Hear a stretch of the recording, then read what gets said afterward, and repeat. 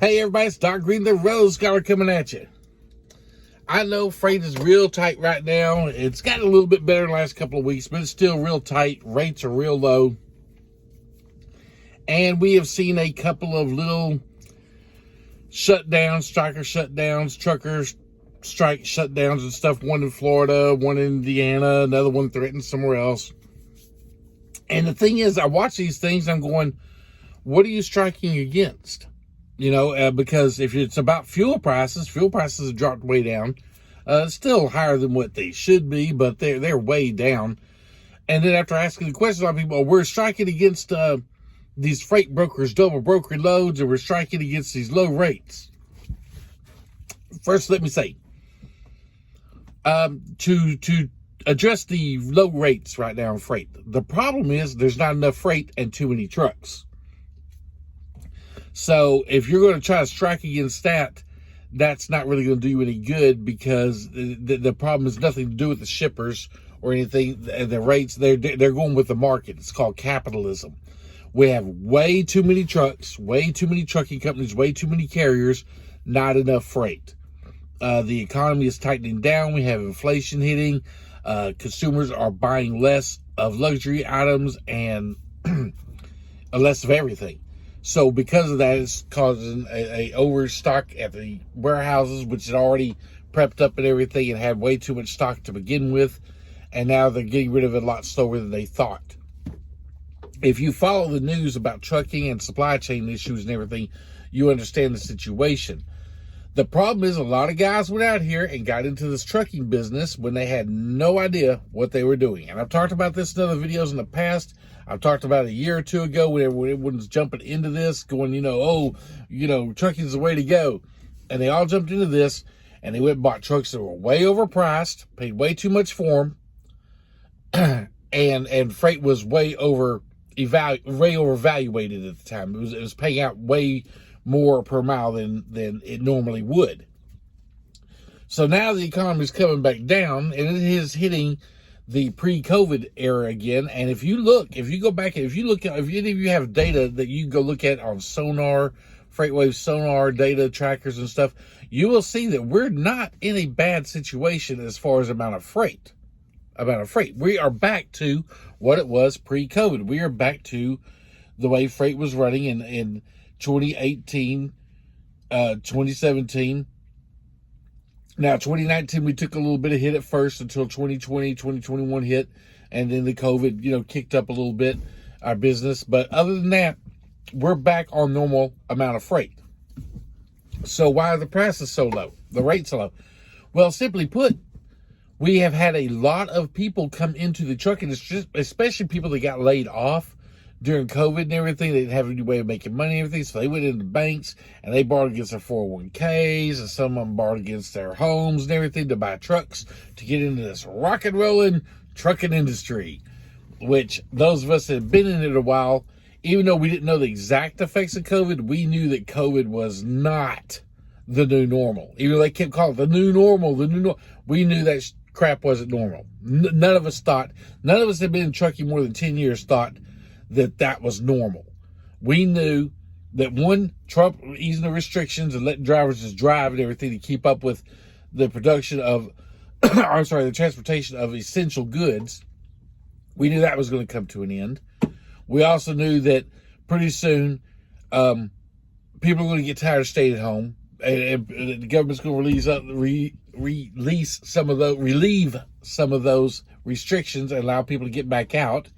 And that's what's happened. So a lot of people, when they were at home, they were buying a lot of goods.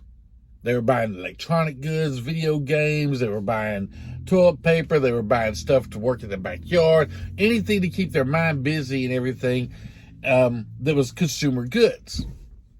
Well, now they're allowed back outside. Last year was the beginning of it, and we did see right after the restrictions started easing, freight kind of started slowing down a little bit. This year, it's springtime. Everybody's heading out. We expected to see freight go back up in the second quarter of this year, or some experts did. I didn't. And I'm going to tell you why, because like I told y'all last year, we're probably going to ride this out through at least the last quarter of 2023. because people are getting used to going back out. They're getting used to going back to theaters, to restaurants, to clubs, to the lakes. They're doing everything that is not taking a lot of consumer good products.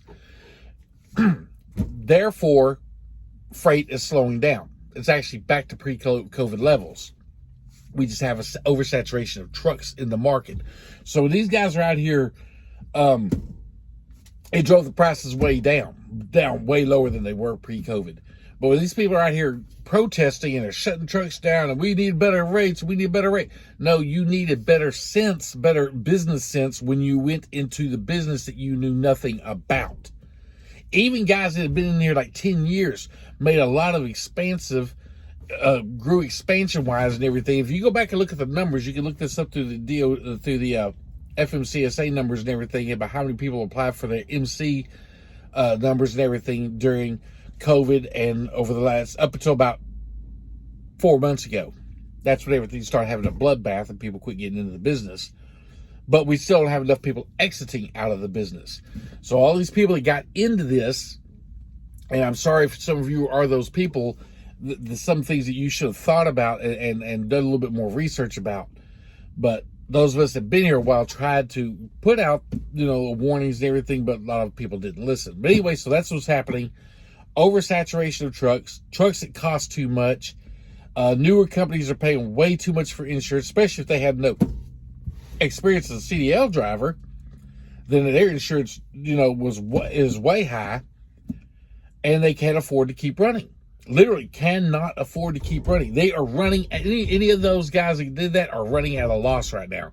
At $1.50 a mile for dry van, they're running at a loss. So they're starting to shut down and complain and everything. And the truth is, it was just bad business management on their part. A lot of people say, "Oh, but look at you, Doc. You're getting your own authority. You're opening your own company. What makes you think you're going to be so much better than these other guys that are doing this or doing that?" Well, first of all, I own this truck, or I will own it at the time that my authority kicks in and everything, and I start running on my own. I will own this truck outright, no payments. So that right there, I'm saving money on. Number two, I have over 20 years experience driving a truck, so my insurance down payment is nowhere near what some new guys is. They're paying $6,000-$7,000 down on their insurance and paying $2,500 a month, $2,000 to $2,500 a month for insurance on their truck, and they can't do it. They're losing money. They're running behind. They're running at a negative. My truck's paid for. My insurance doesn't cost that much. So I ran even at $1.50 a mile, which is ridiculously low. And I think this week the average is $1.57 a mile.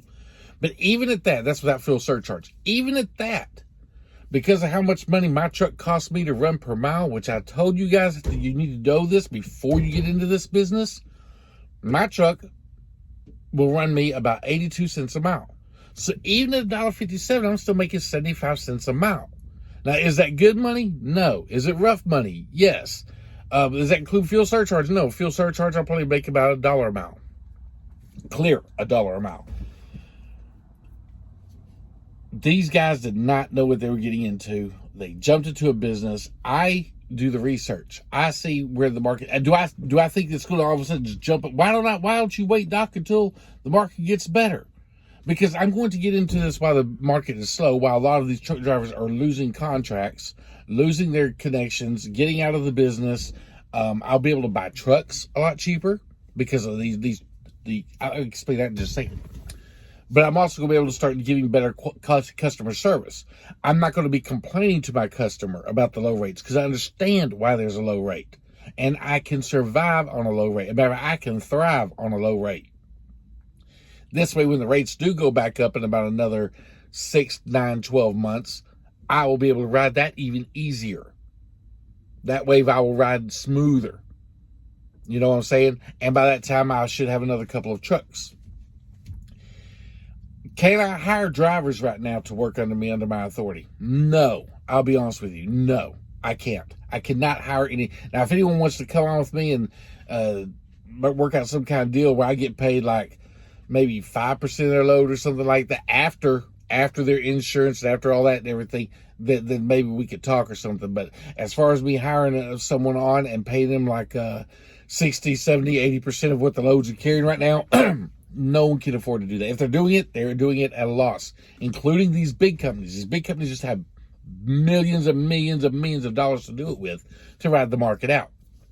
The smaller companies cannot do it. Dart, the company I drive for right now, the one I'm leasing this truck for, the one we'll pay this truck off with in a couple of months, they've cut out the percentage thing. They don't offer it anymore. As of about 4 or 5 days ago, they quit offering percentage to new drivers, new lease purchase drivers. Why?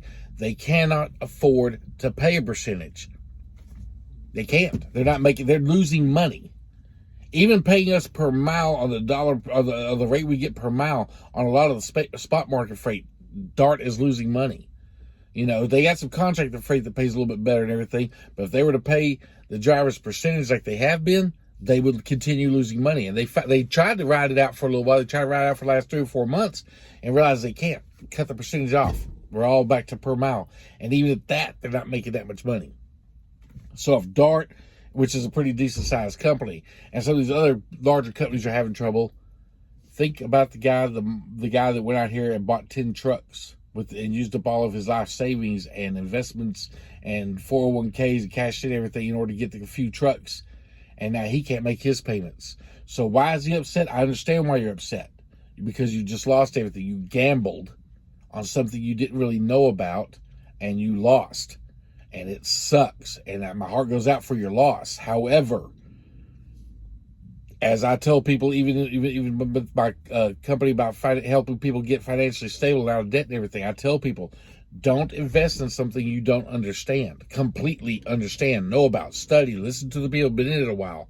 Instead, they went and listened to a bunch of other people who just got into it, and everybody was saying how great it was, and now it's crashed, and now they're losing their trucks. Now they're protesting. Now they can't figure out what they're going to do. A lot of them are going to have to go back to regular jobs. Jobs that really, even though the unemployment's going down somewhat, it is nowhere near what it should be. Again, no freight. Companies are doing cutbacks. Even logistical companies are doing cutbacks. A lot of them. So with all of this happening, the economy is still going down. It's still the inflation rate, and the economy is still crashing. The rates can't go much lower. Right now, we're at I think the lowest we've been at in the last, I want to say 7, 8, 9, 10 years. As far as the rate goes, maybe even longer than that. It can't go any lower. I mean, it can't go much lower. You know what I'm saying? It cannot go to a part where I'm not making any money as a owner of the truck. You know, it can't go that low. No one can make it then. Not even the big companies can make it at that point. So if you can ride this out, you'll be okay. If you're making monthly payments on 3, 4, 5 trucks and you're losing money every month, my advice is to bail. Get out of this while you still can, because here's the thing. When everyone starts getting out of this business and everyone starts turning their trucks back in and everyone starts trying to sell their trucks, what do you think that's going to do to the truck prices? Oh, they're going to plummet. Yeah, but I overpaid. I owe so much. I can't lose out. You're going to lose a lot more. You're going to lose a lot more if you try to hold on. That's a fact. I mean, you can get mad. I've been doing this for over 20 years. If you try to hold on to a bad position and you cannot afford to hold on to it for another 9 months to a year, and you are forced to sell your trucks between somewhere in there, the longer you wait, the lower your truck value is going to be, because the market is flooded. Dealerships right now in some states are not even taking trade-ins because their lots are full of trucks that people have lost, can't get rid of them. So that's where we're at as far as why the market is, what's happening, why these drivers are protesting. And I feel for them, but I don't agree with them. You're protesting because of your bad business decisions. If any of y'all are thinking about getting into your own trucking business or anything right now, I would not enter the trucking business at all right now. The trucking industry, if I wasn't already invested into it and everything and in it, there's no way as a new driver I'd come into this. It's just not worth it. And it won't be worth it for a couple of years. But I tried to warn about that whenever the Biden administration was yelling supply chain, and it's because we don't have enough drivers. And I showed y'all videos of enough drivers and everything else. And it just, people for some reason listen to Washington and won't listen to their own, won't acknowledge what they see with their own eyes. So anyway, that's where we're standing out on that. My predictability or my prediction for the near future is rates are not going to go back up significantly over at least the next quarter, possibly the next 2 quarters.